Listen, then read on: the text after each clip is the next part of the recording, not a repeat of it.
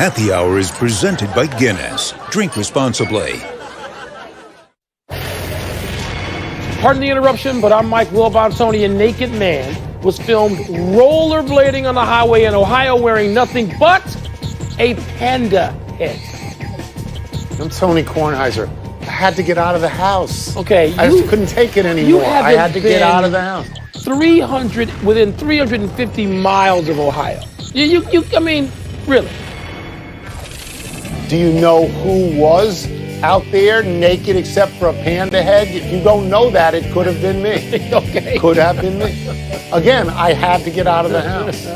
Welcome to PTI, boys and girls. In today's episode, the Jets lose by winning and Jalen Hurts wins while losing. But we begin today with the Kansas City Chiefs extending their NFL best record to 13-1 and spoiling the return of Drew Brees by beating the 10-4 Saints 32-29.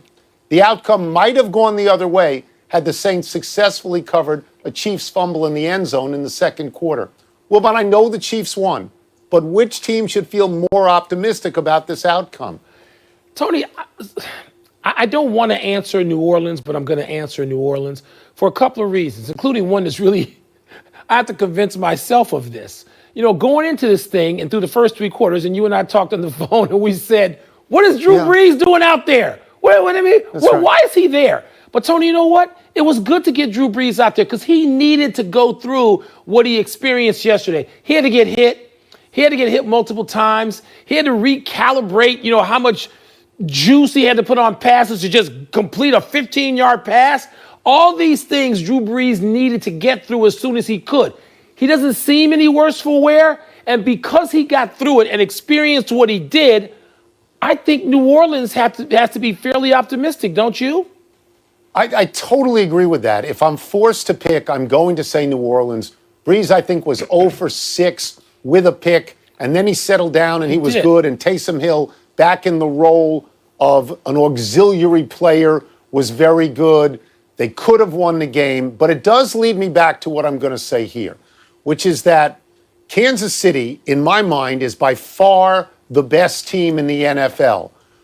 But they win close lately. They win only by winning. I mean, they're not just killing it all the time. And it allows other teams to believe they can beat Kansas City, even though they don't actually beat Kansas City. Not yet. So for me, this is another win-win in the way I look at it.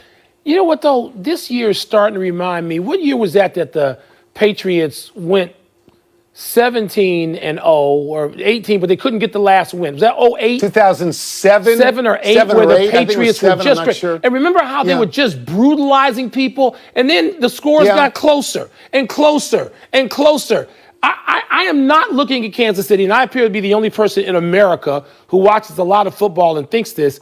I look at them, I don't see an automatic here. This isn't the NBA when you have the greatest player and the greatest team, you win like 99% of the time. This isn't that, the NFL. And I'm looking at it going, okay, teams are getting within shouting distance of the Chiefs. So let me go to that. The Saints in the NFC, it's easier to navigate your way into the Super Bowl now. Other than the Packers, you look at Tampa Bay, which is wildly inconsistent. The Rams just lost to the Jets. Geez. Seattle is in close games all the time now. They've fallen to earth. Whereas in the AFC, there's 5 or 6 teams with at least 10 victories. I wrote these down. Buffalo, Pittsburgh. Tennessee, Pittsburgh, Indianapolis, Cleveland, and Baltimore, which may be the best of all those teams, is still on the outside looking in, I think. So it's harder. Even though I love Kansas City, it's harder to get there from the AFC. I'm not ready, in the words of the late, great Dennis Green, to crown their you-know-what just yet. I'm sure. Not. I get it. I get it. Cardinals beat the Eagles, but Jalen Hurts, he sort of stole the show. The Eagles threw for 338 yards, ran for 68 more, accounting for 4 touchdowns in just his second start, Carson Wentz. But the Cardinals won the game behind 406 passing yards from Kyler Murray. Tom, what was the story of the game in your mind? The Cardinals winning or the way Jalen Hurts played? So I know that Arizona is another one of your hometown teams by virtue of some billion-dollar house. And it's a good win for Arizona because it keeps their playoff hopes alive. But the story, if you're writing a column, the story is Jalen Hurts. You gave those statistics. He accounted for 4 touchdowns, and so did Kyler Murray. But Kyler Murray was the number 1 overall draft pick, and Jalen Hurts was not. And neither of us knows yet if he has an NFL arm. But what he has done is he's made it impossible for Doug Peterson to go anywhere else but him. The Eagles look so much better when he is out there that he is their quarterback now. And if you look, I took these numbers down from college, because again, I'm not sure how good he is, but I am sure he's a great leader. He was 27-2 as a starter in Alabama, 12-2 as a starter at Oklahoma. That's 39-4. This is a guy who wins games. That's very important. Yeah. I guess that's the story if you're writing a column somewhere along I-95. But for those of us reading something else, then it ain't that. It's Kyler Murray. I'm sorry, didn't you hear 400-plus yards passing? I heard. Okay, again, so, number 1 overall pick. So what? He's got DeAndre Hopkins. We're not grading on a curve. Hopkins. Then good for him. Good for him. The other guys, Philadelphia, they're supposed to be this and they're supposed to be that.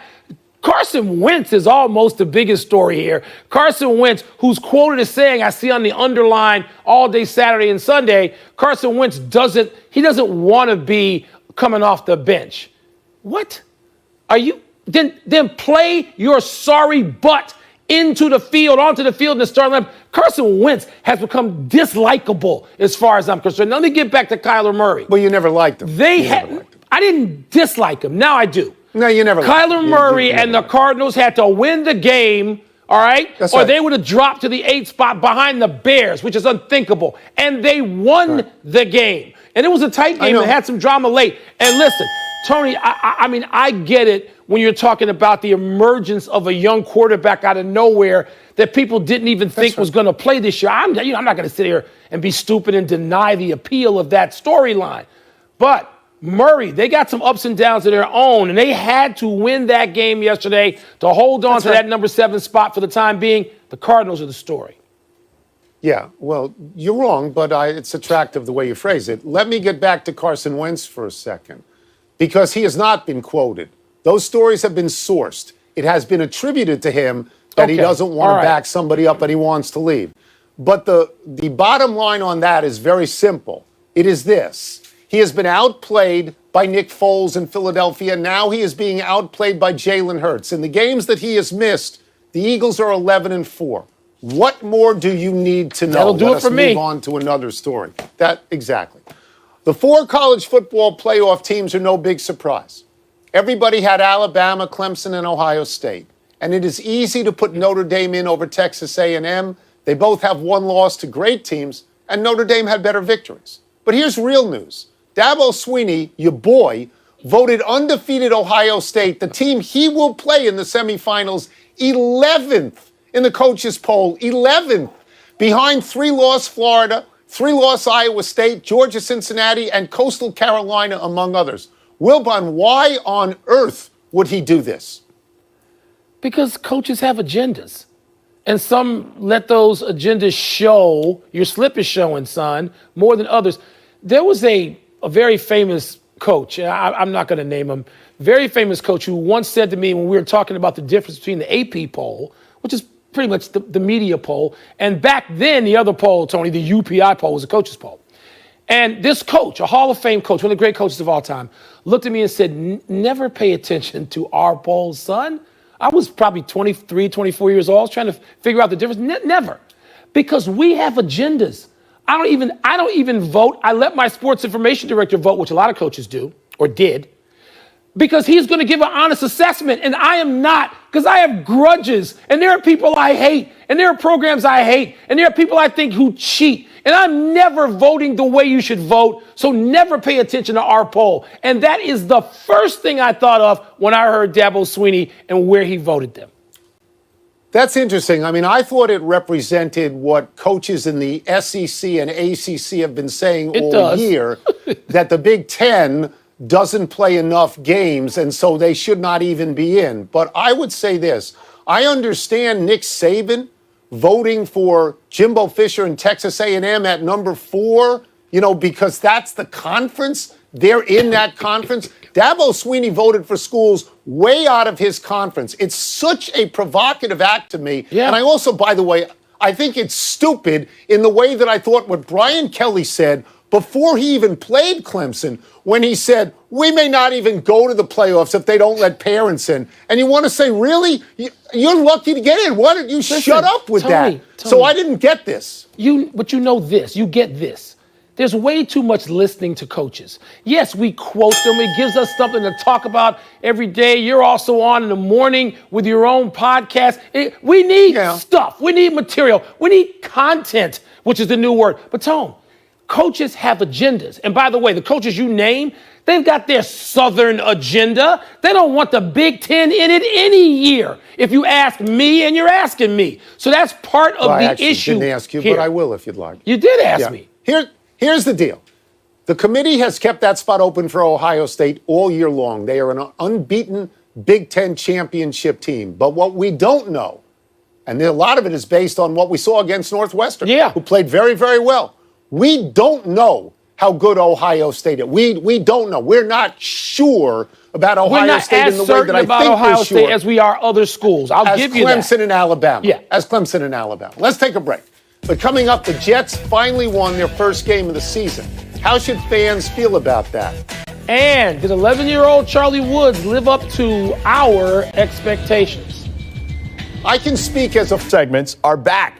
This is like when your favorite TV show returns from hiatus and, they catch you up on everything that happened the last time you saw them. So now it's time for Previously on the Philadelphia 76ers. This Sixers starting five, folks, might be one of the most talented starting fives in the entire NBA.